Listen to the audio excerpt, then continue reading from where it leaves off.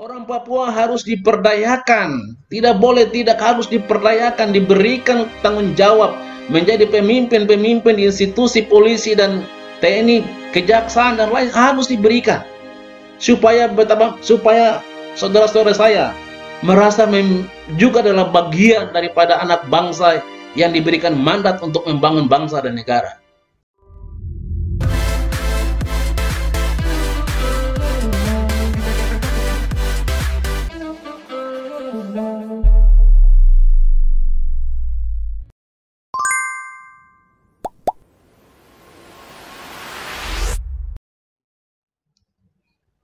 Assalamualaikum warahmatullahi wabarakatuh. Salam sejahtera untuk kita sekalian. Om Swastiastu, Namo Buddhaya, salam kebajikan. Terima kasih kepada Kapolri dan Kajagung. Saya mengikuti secara cermat sekali pemaparan materi dan hampir materinya terkait dengan Papua baik dibahas oleh Kejagung maupun dibahas oleh Kapolri terkait kasus-kasus pelanggaran HAM. Ada 4 hal yang ingin saya sampaikan terkait dengan materi tadi. Pak Kapolri yang saya hormati dan Kejagung, saya apresiasi sekali tentang pembentukan tim Kejagung untuk penyelesaian HAM Papua. Saya ingin mendengarkan progres atau perkembangan terkini terkait dengan perkembangan penyelesaian HAM di tanah Papua. Itu yang pertama. Yang kedua, bahwa kasus HAM ini seolah-olah menjadi, atau HAM Papua ini kan menjadi tarik ulur antara Kejaksaan dan Komnas HAM. Ya. Kami ingin mendengar sekali lagi apa sebenarnya substansi daripada penyelesaian persoalan HAM di tanah Papua. Ya, apakah substansinya regulasi, substansinya kewenangan, atau substansi apa yang terjadi sehingga dua lembaga penegak hukum ini, baik Komnas HAM maupun Kejagung, sampai dengan saat ini belum ada satu kasus pelanggaran HAM yang diselesaikan oleh Komnas HAM maupun Kejaksaan Agung. Kasus Biak Berdarah tahun 2021. Kasus Biak Berdarah Juli 1998. Kasus Wasior Berdarah tahun 2021. Kasus Wamena tahun 2023. Kasus Paniai tahun 2014. Kasus Mapenduma pada tahun 2016. Dan pada Juni 2015, Presiden berkomitmen untuk menyelesaikan persoalan HAM di Papua. Bahkan selain kasus pelanggaran HAM, juga lebih gencar-gencarnya yaitu kasus rasis diskriminasi. Yang lebih gencar terkini hari ini adalah kasus yang berbau rasis. Baik yang diungkapkan oleh para tokoh bangsa,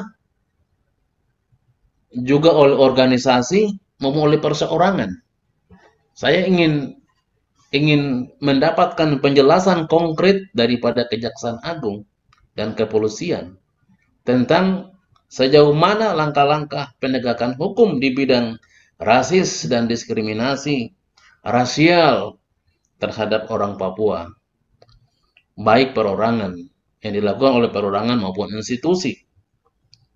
Itu kaitan dengan kasus rasis yang hari ini sebagai orang Papua kami merasa negara tidak adil dalam penegakan hukumnya.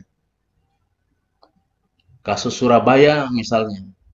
Sekarang muncul lagi kasus yang baru lagi muncul. Ya. Saya minta dengan hormat Kepala Kejaksaan Agung dan Kapolri untuk menjelaskan kepada kami posisi penegakan hukum di bidang rasial diskriminasi ini. Ya. Siapapun dia orangnya, wajib untuk ada penegakan hukum. Yang ketiga adalah kasus-kasus tindak pidana makar, Pak Kejagung, dan saya melihat hampir menjustifikasi semua perbuatan orang Papua dengan aksi demonstrasi, semua dengan makar. Semua adalah tindak pidana makar. Walaupun itu adalah demonstrasi, mahasiswa melaksanakan aksi demonstrasi dan dikategorikan itu adalah perbuatan makar. Dimanapun yang namanya demonstrasi, aksi, selalu diidentik dengan makar, dan pasal makar itulah yang dijadikan sebagai kekuatan negara untuk menghukum orang Papua. Saya minta dengan hormat posisi makar ini untuk menjadi bahan-bahan kajian lebih mendalam, sehingga tidak semua tindak pidana yang dilakukan atas nama apapun kemudian distigmatisasi sebagai tindak pidana makar. Pikir ini sangat penting sekali. Kalau jika kita ingin berdemokrasi, tapi kemudian demokrasi itu ditutup dengan suatu kata makar, maka tentu tidak ada kebebasan demokrasi dalam menyampaikan pendapat dan pandangan dalam hal mengekspresikan dan menyuarakan aspirasi rakyat. Yang keempat, kaitan dengan illegal mining. Bapak, Ibu yang saya hormati, Kejaksaan Agung dan Kapolri, atau jajaran penegakan hukum, hampir kita ini tidur diam menyaksikan, hampir aparat penegak hukum di daerah tidur diam dan menyaksikan bagaimana sumber daya alam itu dirampok, ya, dirampok oleh orang-orang secara pribadi maupun organisasi. Nah, saya pikir disinilah letak posisi penegak hukum untuk memberikan perlindungan bagi kekayaan alam yang dimiliki. Di Papua Barat, ya, di Papua Barat sejumlah kasus illegal mining telah kita advokasi. Walaupun demikian sampai dengan saat ini belum ada tindakan nyata oleh aparat penegak hukum di daerah. Sejumlah laporan masyarakat disampaikan, tapi sampai dengan saat ini tidak ada tindak lanjut daripada pemerintah, daripada penegak hukum di daerah, baik Polda maupun Polres di daerah atau wilayah hukum. Sebut saya di Manokwari, di Kaimana, di Timika, di Bintuni, di Kabupaten Teluk Undama.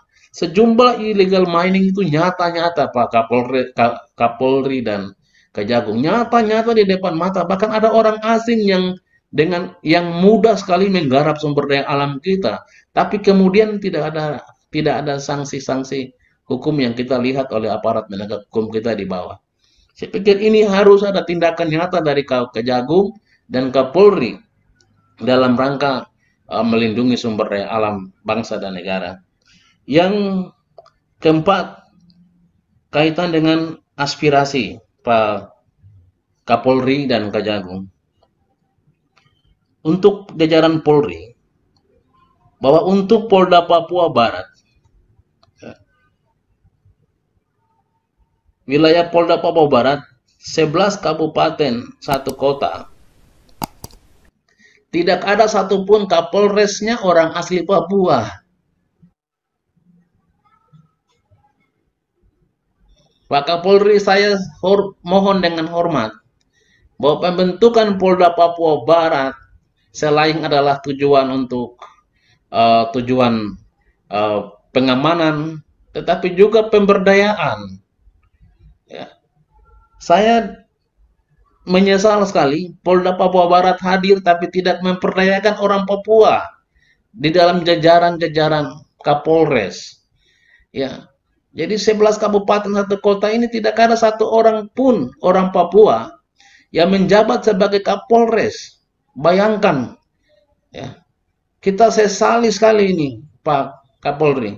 Saya baru dapat data, ada 1 orang Papua yang telah memenuhi syarat untuk menjadi Kapolres. Saya minta setelah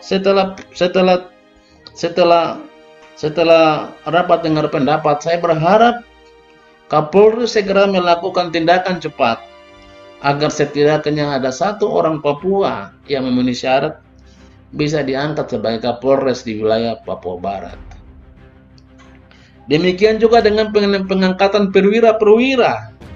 Ya, orang Papua harus diperdayakan, tidak boleh tidak harus diperdayakan, diberikan tanggung jawab menjadi pemimpin-pemimpin di institusi polisi dan TNI, kejaksaan dan lain harus diberikan supaya saudara-saudara saya merasa juga adalah bagian daripada anak bangsa yang diberikan mandat untuk membangun bangsa dan negara. Tapi kemudian tidak diberikan kewenangan, tidak diberikan jabatan, tidak diberikan kesempatan, peluang. Aduh, ini apakah kita orang Papua warga negara keberapa di negara ini?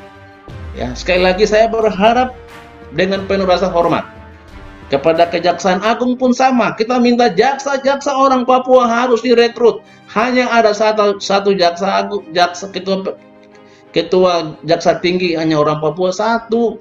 Selainnya kejaksaan di kabupaten kota tidak ada itu kejaksaan orang Papua. Sama sekali ya. Baik Papua dan Papua Barat tidak ada jaksa-jaksa yang jadi ketua kejaksaan tinggi, kejaksaan negeri, tidak ada orang Papua. Saya minta institusi-institusi ini harus memperdayakan orang asli Papua.